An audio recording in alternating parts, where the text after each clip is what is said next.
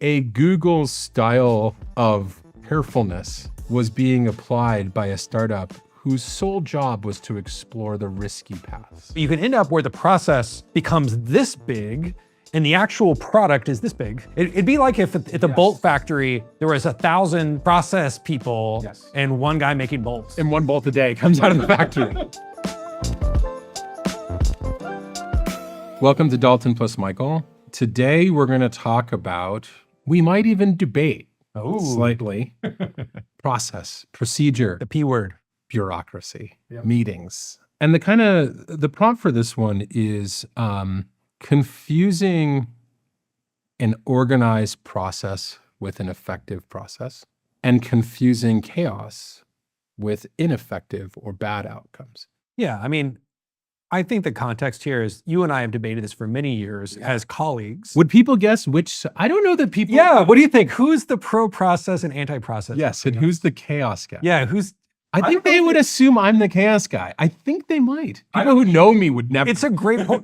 You're right. I actually have no idea if people understand that I'm the anti-process guy and that you're the pro-process guy. I don't know if that's obvious. Beats me, man. Tell us in the comments. Tell us in the comments. So the general debate is Michael would be like, oh, we need a structured process to do X, Y, and Z. Yes. And I'm like, why? Yes. That sounds bad. We would end in many different places. Yeah, it depended on the case. There'd be some process and no process. Yeah. But it was always an interesting debate because it was always I always liked the debate because process should always be treated skeptically. Yeah. It should Otherwise it'll take over. Someone has to be the devil's advocate for any new process. And you played that role excellently. No. Fair enough. So how's people thinking about useful process versus bad process? Useful process, so to take the opposite, to argue the opposite side that I'm usually on, useful process is the following. Once a best practice exists, you should just do the best practice. Otherwise, you're just wasting a ton of time. Think about automation, like the Industrial Revolution, where if there's one way to make a bolt on an assembly line, just keep making the bolts. Those bolts are going to be better in every way than a bespoke welder trying to make a bolt by hand. And so process in its best form is just establishing a state-of-the-art best practice and ramping it way up. And there's no question about how to do something properly. Well, like process in its best form, I love that bolt example, produces a great bolt. Which is better. Every time. Yeah, it's perfect. And the process identifies errors. Yes. Like part of the process of making the bolt is the camera detects, oh, this bolt's bad, and it throws it off the assembly line. So yeah, an assembly line is an example of fantastic process. And a great test for whether you have a good process is the outcome good. Yes. and getting consistent. Better. Yeah, and consistent. Yeah. And you know it's provably good. Yes. Like you can actually measure that it's effective. Yeah. What about bad process? Bad process is just like any classic bureaucracy where it exists to grow itself. It's almost like a, dare I say, cancer, where it's a machine that all it wants is to have more power or more people in the process, and it becomes a vector to basically take over everything such that, someone has to weigh in on every decision and has control over how decisions are made. There's a whole lot of people employed in trying to keep the process going. It's like a jobs program. And so you can end up where the process becomes this big and the actual product is this big. It'd be like if at the bolt factory, there was 1,000 process people and one guy making bolts. And one bolt a day comes out of the factory. Yes. That would be bad process. I think an interesting thing about process is when people reach for it as a solution. And I can say from personal experience, there are a couple different times where I reach for it as a solution. So one is like the same problem keeps happening. The second is fear or anxiety.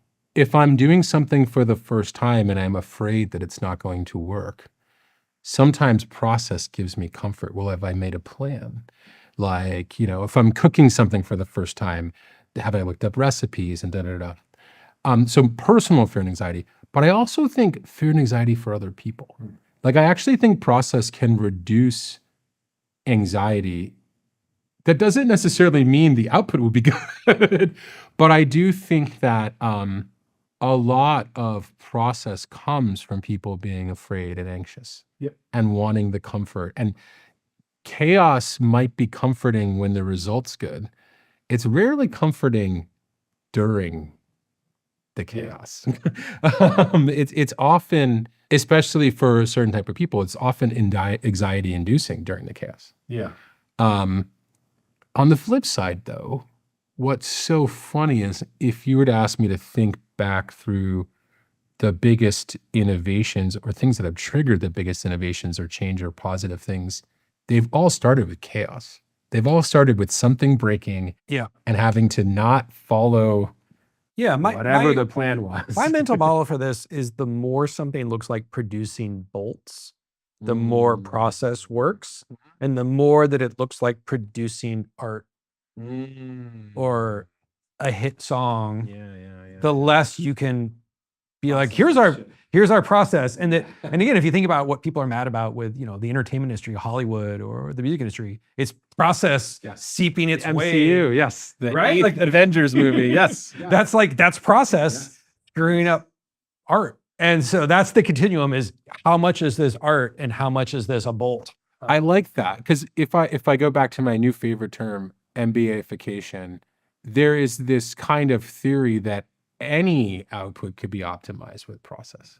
And if you can make a hit movie without process, I feel to make a better movie with great process. Yeah, let's just license some comic book guys and Get Brad Pitt, and that's literally the entertainment industry these days. It's like MBAification of creating art. Yes. And so I think that it's tricky because to your point, it's funny because when you're saying art, I might say innovation. Process makes it kind of hard to invent a new way of doing things. When you need to invent a new way of doing things, you kind of need the freedom to maybe do stuff that's unpopular, that is scary, that may be more expensive than people, right? Like all the things that process tried to control for. And so I think what gets tricky is okay, sometimes I need to be using my creative brain. Sometimes I need to be using my bolt brain.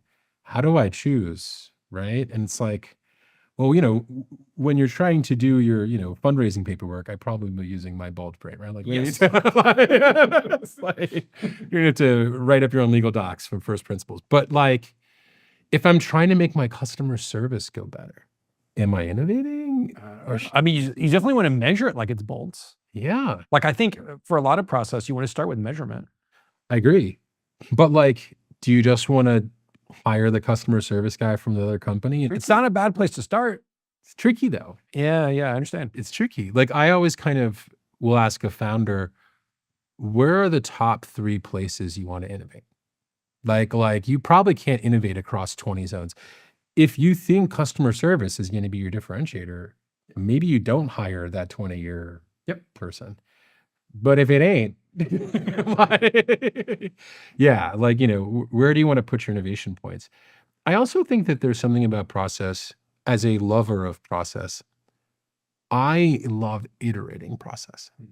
One of the things I really enjoy is, okay, the factory is producing bolts too slow. Yeah. How do we tweak the factory? And I think that sometimes when I encounter people who don't like process, they don't engage in iterating the process. And so it's a tricky thing because some of these things have to be done bolty. And if you're not tweaking it and fixing it, so now you've got a bad factory.